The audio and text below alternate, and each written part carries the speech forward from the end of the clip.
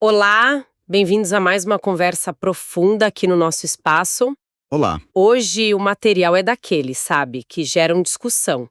A gente vai mergulhar nas ideias por trás das 10 primeiras leis do famoso As 48 Leis do Poder. Um livro e tanto, né? Com certeza.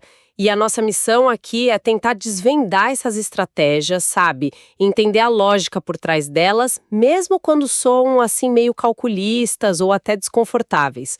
É para entender uma perspectiva bem específica sobre influência, sobre poder. Exato. Ok, vamos encarar isso, porque tem umas ideias aqui bem provocadoras sobre como o poder funcionaria, né? Ou como alguns acham que funciona. Preparados? Vamos lá? E acho importante situar quem está ouvindo.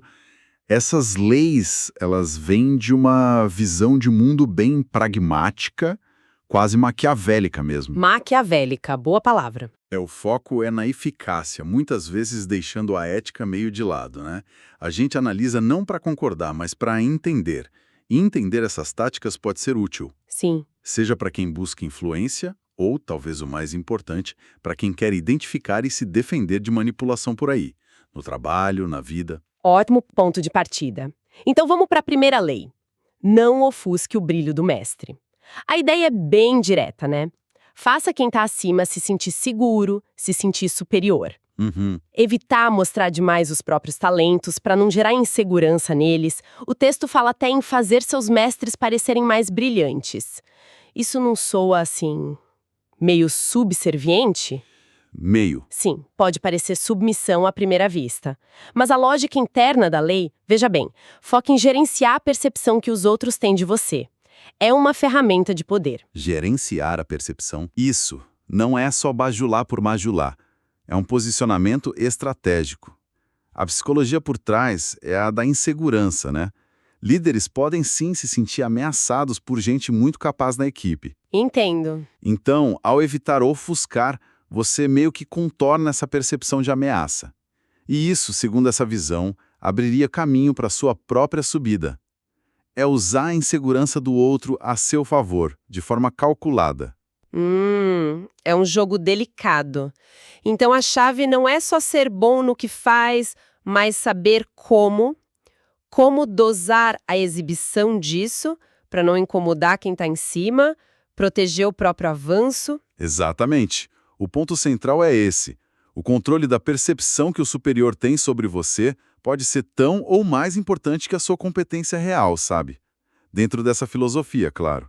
A visibilidade do seu talento tem que ser calibrada. Calibrada para não gerar medo, ressentimento. Faz sentido dentro dessa lógica. Uhum. Bom, e seguindo essa linha pragmática, a Lei 2 vira o bom senso de cabeça para baixo. Não confie demais nos amigos, aprenda a usar os inimigos. Essa é clássica. E polêmica. Muito. Recomenda ter cuidado com amigos no poder, porque a inveja os tornaria, mais propensos a trair. E o mais doido, usar ex-inimigos, porque eles teriam mais a provar e seriam mais leais. O livro até sugere arranjar inimigos se não tiver. Isso vai contra tudo, né? Vai mesmo, desafia totalmente as nossas noções de confiança, de amizade. Mas se a gente conectar com o pensamento geral do livro, Sim, é pragmatismo puro levado ao extremo. A justificativa que o livro dá é que amigos podem ficar, sei lá, complacentes, esperar favores que não devem, ou pior, serem corroídos pela inveja quietinha. a inveja de novo. Já um ex-inimigo que você converte, ele estaria sempre meio que em dívida, buscando mostrar lealdade e gratidão, tornando-se, teoricamente, um aliado mais confiável, mais controlável. A relação é avaliada só pela utilidade estratégica, não pelo afeto. Mas essa aposta em ex-inimigos não é um risco gigantesco? A chance de uma traição calculada justamente por conhecerem seus pontos fracos não seria até maior? É um bom ponto, mas o livro argumenta que o controle sobre um ex-inimigo é maior, porque a relação ali é baseada em interesse mútuo e vigilância, não em emoção, né? A lealdade dele seria garantida pela necessidade de provar valor. Enquanto a do amigo seria presumida. Isso, presumida e por isso mesmo mais frágil a inveja, segundo essa lógica. A lição pragmática é clara, mesmo que seja dura de engolir. Para o poder, a utilidade estratégica pode superar o laço emocional. Nossa, uma visão bem fria mesmo das relações humanas. E essa frieza continua firme na Lei 3? Oculte as suas intenções. Direto ao ponto. Totalmente. Mantenha os outros no escuro sobre seus objetivos reais. A ideia é que se ninguém sabe o que você quer, ninguém pode se preparar para se defender ou para te atrapalhar. Fale em despistar, criar névoa, levar pelo caminho errado. É quase um manual de dissimulação, né? Precisamente. O foco aqui é no valor estratégico da ambiguidade, da surpresa. Reter a informação sobre seus planos te garante o controle da situação, da narrativa e impede que os outros antecipem seus movimentos. Olha, é interessante notar como isso se aplica em tanto cenário competitivo, né? Negociação, política, estratégia de empresa. É verdade. O poder está não só no que você sabe, mas no que os outros não sabem sobre você. Desorientar o outro é visto como uma vantagem tática crucial. A informação não dita como arma. Isso conecta bem com a Lei 4. Diga sempre menos do que o necessário. Complementar a terceira. Sim, se a anterior era sobre esconder intenções, essa é sobre controlar a própria boca, né? Falar demais te faz parecer comum, menos no controle.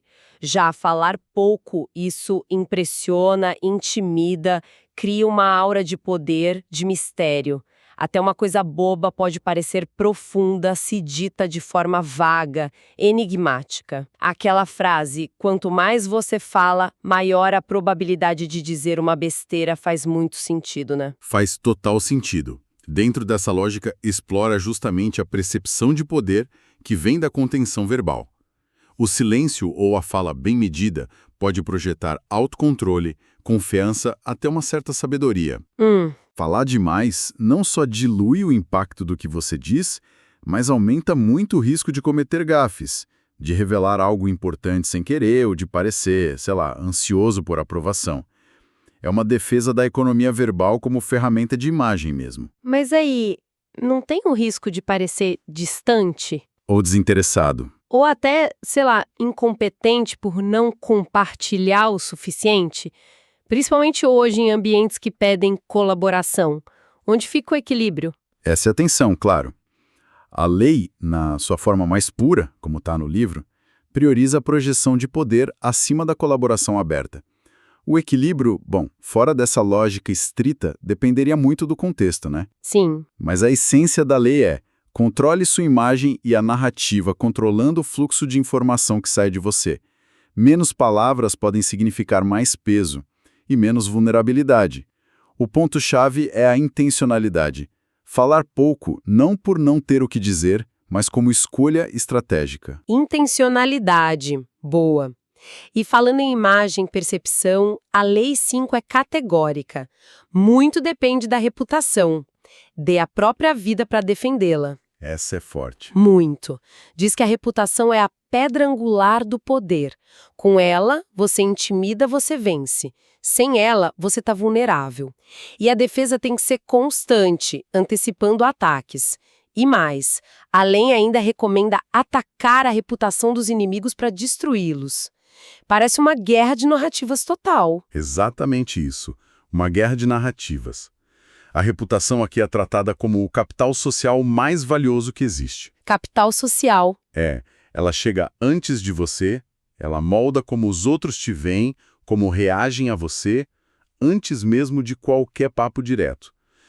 E a lei manda ter uma abordagem dupla: proteger a sua imagem com unhas e dentes e, ao mesmo tempo, usar o ataque à reputação do outro como arma. Nossa. O controle sobre como você e seus adversários são percebidos é central nesse jogo de poder que o livro descreve. É uma batalha constante pela percepção pública mesmo. Essa ênfase na percepção é muito forte, né?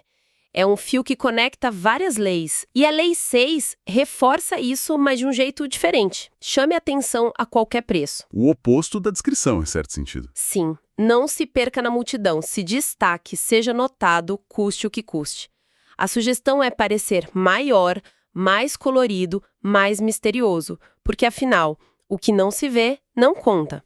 Mas como isso combina com a Lei 4, de falar pouco? Parece contraditório, não? É um contraponto interessante, mas não necessariamente contraditório na lógica do livro, sabe? A Lei 6 fala de visibilidade, de notoriedade. No mundo focado em aparência, segundo essa visão, claro, ser notado é o primeiro passo para ter alguma influência. Ok. Então, enquanto a Lei 4 recomenda conter as palavras, a Lei 6 defende uma presença marcante, inconfundível.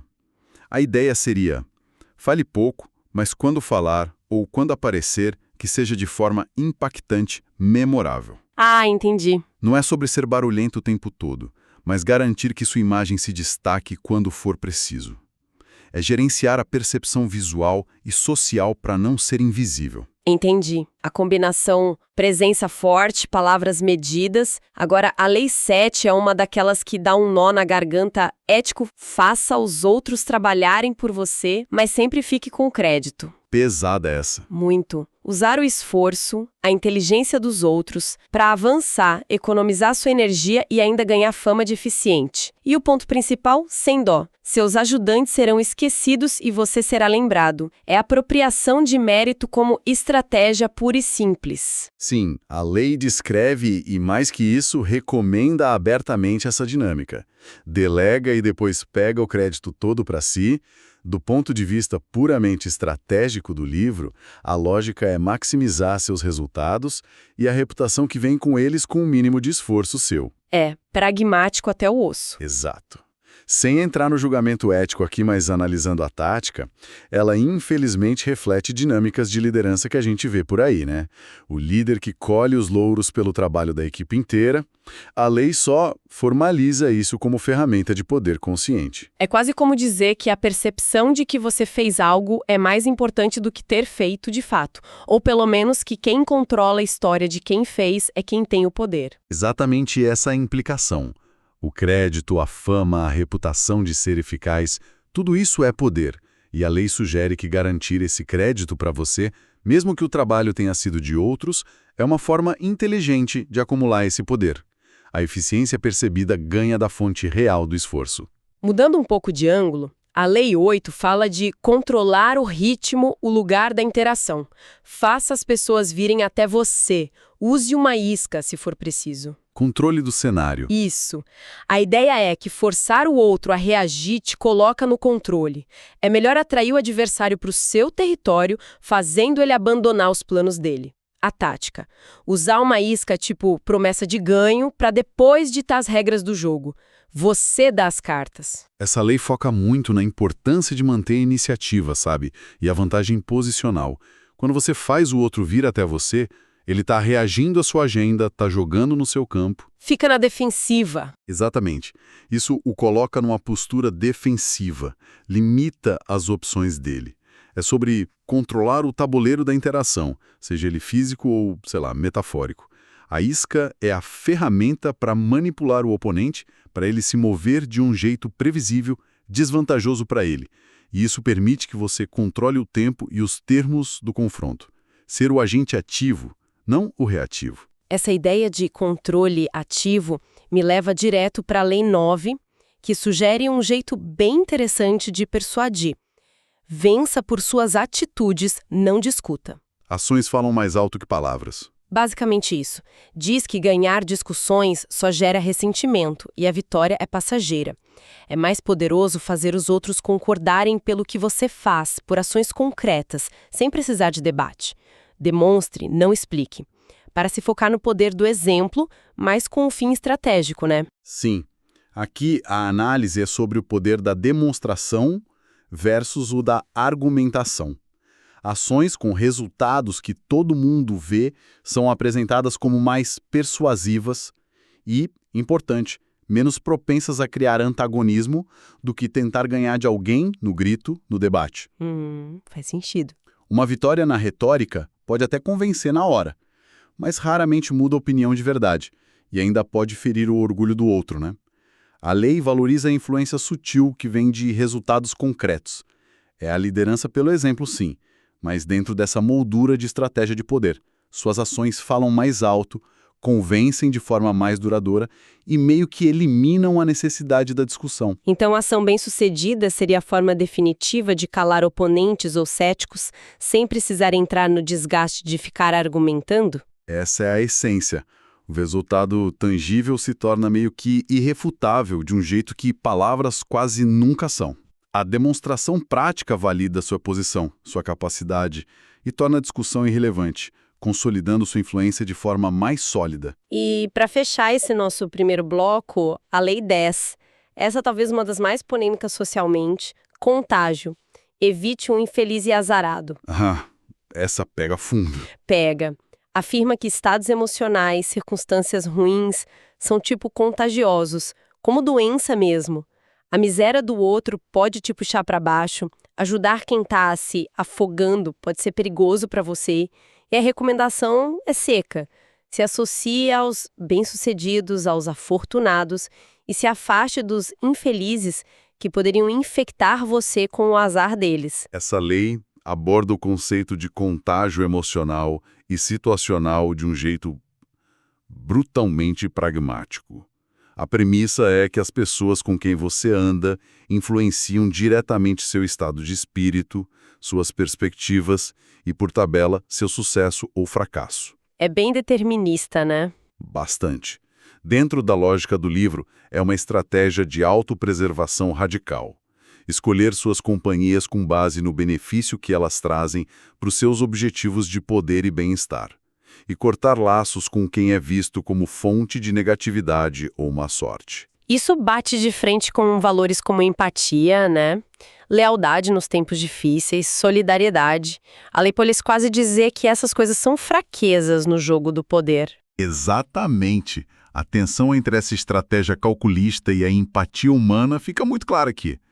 A lei, dentro da sua lógica focada só em ganhar e manter poder, prioriza a proteção e o avanço individual acima de qualquer consideração relacional ou, sei lá, altruísta.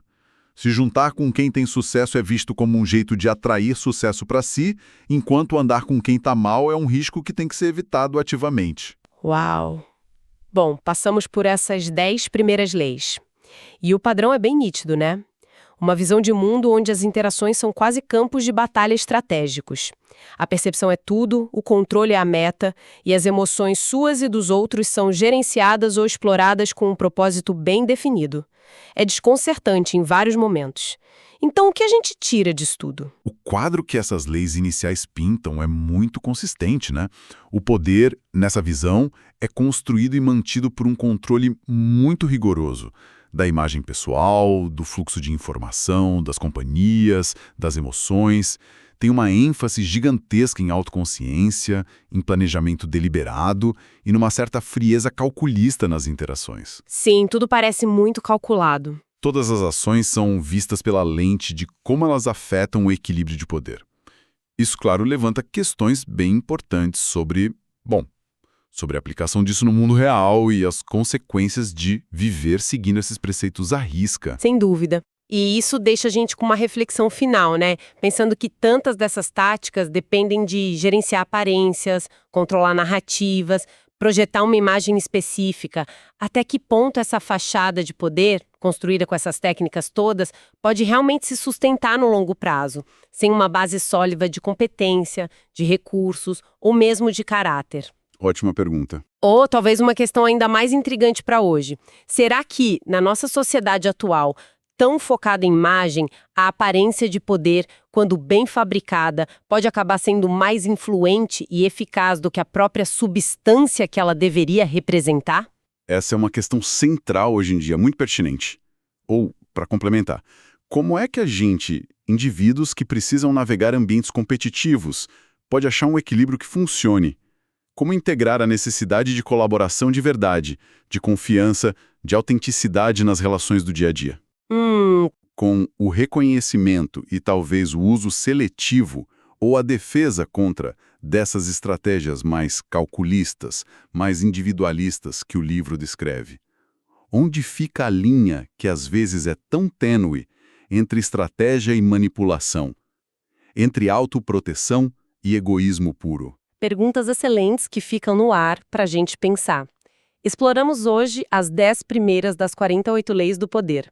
Foi uma análise que, eu espero, tenha trazido alguma clareza sobre essa perspectiva tão particular e, claro, provocado bastante reflexão. Com certeza provocou. Agradecemos muito a companhia de todos nessa investigação e a gente se encontra na próxima.